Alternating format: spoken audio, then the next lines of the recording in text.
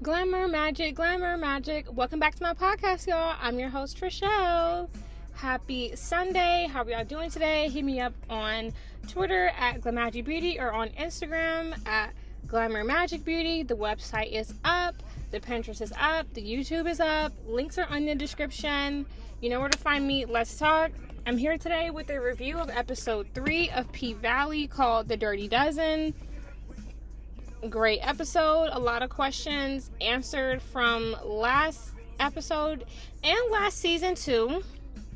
But just overall amazing episode, and it was a good episode to help get a lot done in the season. I feel like we've made a good amount of progress with this episode. So amazing work from Katori and her writers. Let's go ahead and get into it. Something that I did want to touch on from the last episode was the spirit cooking cake. That cake that Uncle Clifford had at his birthday party, or her birthday party, whatever you want to call Uncle Clifford, that cake is demonic. It is a spirit cooking style cake with the head, with cakes that mimic body parts, that type of stuff. If you look it up, if you look up Marina Abramovic, that Hollywood witch, she has a lot of cakes like that at her spirit cooking parties, which, that stuff is inspired by cannibalism. So I know I called out some of the symbolism last episode. That is one thing I forgot to add. That cake was are y'all fucking serious? And then his friend eating it. That shit is giving Saturn worship like a motherfucker. But anywho, let's talk about just the opening of this episode. I just forgot to add that. So we open to Roulette, the new dancer. She's in the Paradise Room. I think she has on her mask, but she's butt-ass naked dancing. Next thing you know, she is giving, oral for $1,000 because the guy asked and he had the cash. And I'm like, oh no, you're selling cooch, or selling sex all in the club, girl. Not a good look. And then, I don't know, something about that scene just looked like that club. It just gave me eerie vibes. I think that they purposely do that, and they do it in a really good way. Because I didn't recall seeing, with Montavious, Autumn's ex-husband, I don't recall seeing his ghost anywhere, but, I just feel like I felt his presence. I don't know, that Paradise Room just really has an eerie, haunted feel, and if y'all saw Montavious' ghost, I know last time some people missed seeing him in the TV screen at the club. If his ghost appeared, I missed it. If y'all saw something, please let me know. But you know what I'm saying? It just felt funny. Did y'all feel anything when y'all were when y'all saw the Paradise Room scene with Roulette at the beginning? It just feels like Montavious' spirit is around. Maybe the cinematographers and the directors and stuff and editors are just that good to where they're able to make it feel haunted, even though we didn't see nothing and there wasn't necessarily a jump scare. That's how you do real horror, real fear. It's a psychological thing. It's an emotional thing. It's not always jump scares and sound effects. You have to be able to kind of curate that scene, that atmosphere, that mood. And then, after that, I think that night, Mercedes old ass, she walk in and she feeling bad because she see them making all of this money and she's, just kind of jelly. And what's her name? Roulette is a bitch about it, talking about think about it like this, yo bag half full. It's shut up, Roulette. You just, you know what I'm saying, put your mouth on a random penis for that money. Bitch, you is nothing special and you do not need to. You feel proud of yourself? You know what I mean? You feel proud of yourself? Because I wouldn't be running my mouth, because I would be thinking yeah, I got more money than her, but look at what I had to do to get it. That's just me. I wouldn't be running around tooting my own horn. Bitch, you did not get that money shaking ass. You got more money than her because you had to do something a little bit more than what she had to do. And the truth is, let me get on Mercedes, because Mercedes is now selling ass too. She just doing it, you know what I'm saying, with a nigga who giving her more money. But even with that, shit, Mercedes, you know what I'm saying, sucking pee and eating cooch. Y'all are all fucking nasty. This is why I'm just look, please do not let this show glorify sex work and glorify all of that, because if you want to get into sex work, I can't tell you what to do with your body. It's a hard business. It's not the best business to be in, but I definitely feel like this show glorifies it to a certain extent. It is TV. They do have makeup and costumes and all of this other stuff. You know, I think that they try to give it a real perspective. They do. They add a lot of realism, but it is still a television show. And I'm just like, ugh, like, sex work is nothing to be proud of or to look up at, in my opinion. What else is going on? Terica stops by Patrice's church to go pick up one of them boxes that Patrice given away to help COVID, and she tells Patrice, she's like, oh yeah, Michelle is at home sleep in the middle of the day, and Patrice don't believe her, but she just has, I guess she has like a feeling like grandmoms do, and so she gives Terica 4 boxes even though Terica only asked for 2, because she must know that what's her name was laid off. I mean, most people are laid off in that town because of COVID, and Terica's driving herself over there, and you know what I'm saying, like, she's there to get a box of food, so it's gotta be, and she's there to get 2, you know what I mean? So it's just like, yeah, it's gotta be some shit going on. Definitely was sketchy as fuck. And then you know, we get to see Keyshawn on tour with Lil Murda. I definitely was feeling it.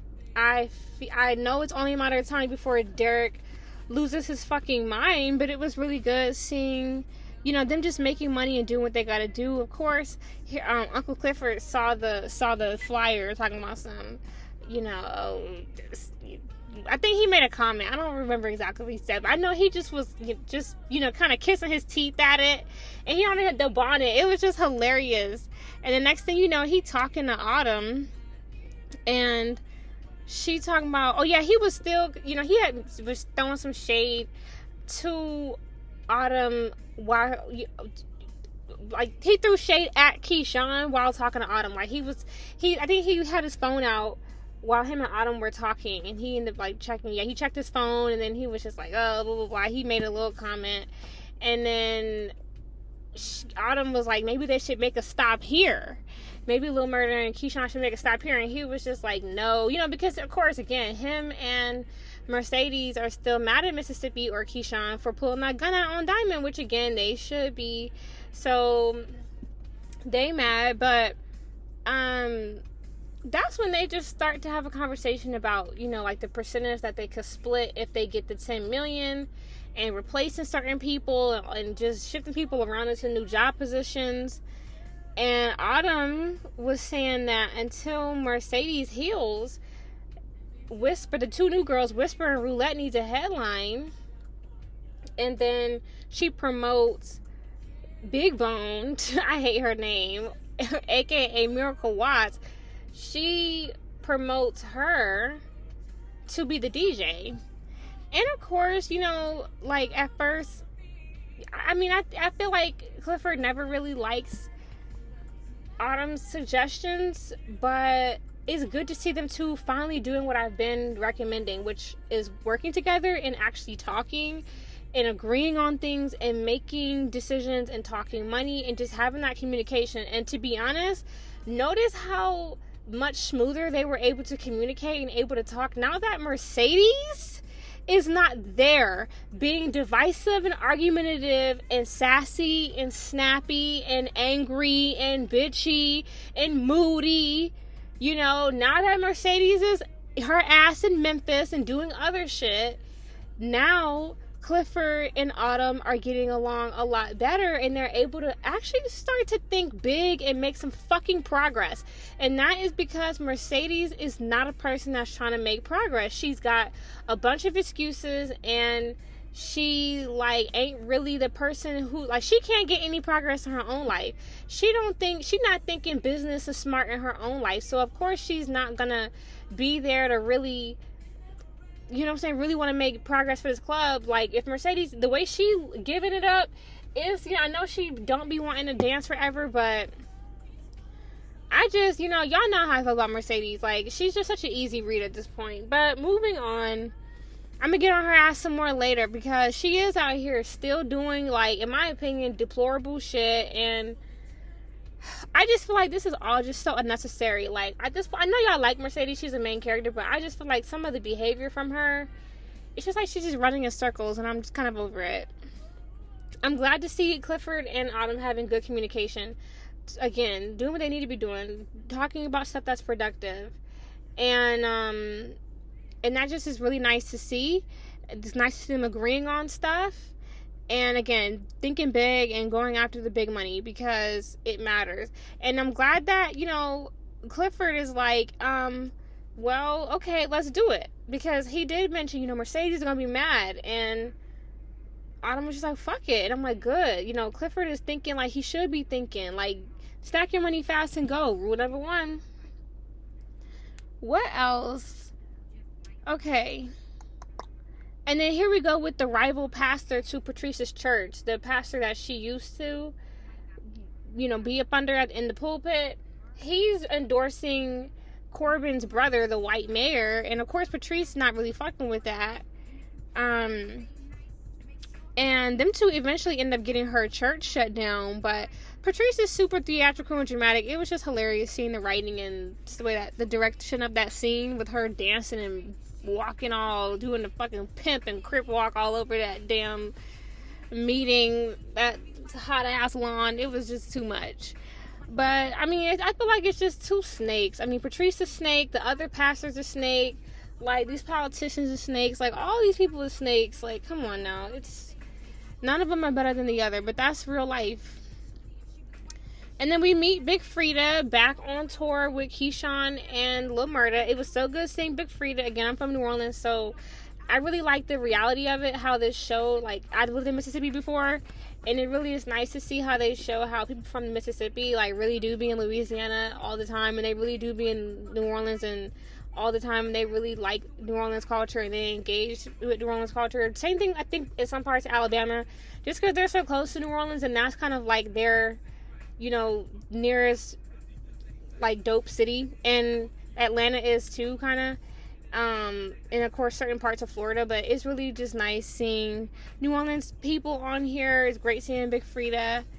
I kind of thought for a second Lil Murda might be interested in him because, you know, he's into Uncle Clifford, but it was just ridiculous with Rome, you know, in Mississippi. You know, it's only a matter of time before Derek finds out. I know Derek got a dummy account stalking the fuck out of Mississippi. He is a weirdo, and people think Rome kind of likes Mississippi. It's fine if he does. Rome is super fine. But I already know it's only a matter of time. I just hope that her kids are gonna be okay.